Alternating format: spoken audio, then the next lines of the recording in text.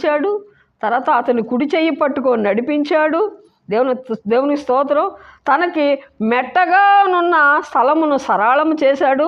అంత మాత్రమే కాకుండా ఇత్తడి తలుపులను పగలగొట్టెను, ఇనుప గడియలను విరగగొట్టెను. దేవుని స్తోత్రం. ఏ సమస్య అయితే బండ వంటి సమస్యను దేవుడు విరగొట్టే దేవుడు. ఆమేన్.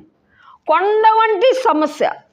ఆమేన్. దేవుని స్తోత్రం. నీ జీవితంలో ఏదైనా కొండ వంటి సమస్య ఏదైనా ఉంటే ఈ సమయమందు ఈ వాక్యం వింటున్న ప్రతి ఒక్కరి కుటుంబంలో దేవుడు ఇత్తడి తలుపులను విడగొట్టి, దేవుని ఇత్తడి తలుపులు పగలగొట్టి ఇనుప గడియలను విరగొట్టునుగాక.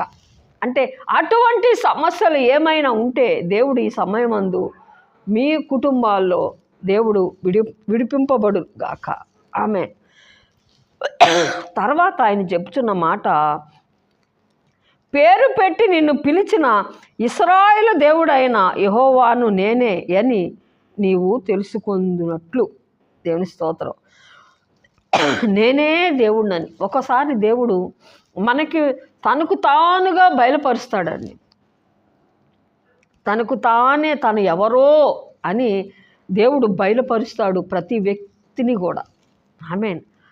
ఆ టైములో దేవుణ్ణి మనం గట్టిగా పట్టుకున్నట్టయితే దేవుడు మన ఎడల కూడా కోరేషు కుడి చెయ్యి పట్టుకొని ఎలాగైతే దేవుడు నడిపించాడో, కోరేషుని ఎలాగైతే దేవుడు అభిషేకించి, దేవుని స్తోత్రం, తన కోరేషు ముందున్న ప్రతి మార్గాలు మెట్టగా ఉన్నటువంటి ప్రతి స్థలమును ఆయన సరళముగా చేసినట్టు, ఇత్తడి తలుపులను పగలగొట్టి ఇనుప గడియలను ఎలాగైతే విరగొట్టాడో, దేవుని స్తోత్రం, ఆ దేవుడు ఒక్కోసారి మన జీవితంలో దేవుని స్తోత్రం నేనే దేవుడునని రుజువు చేసుకుంటాడు.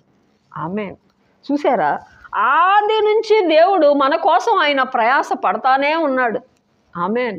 దేవుని స్తోత్రం. స్తుతులు వందనాలు చెల్లిస్తున్నాను.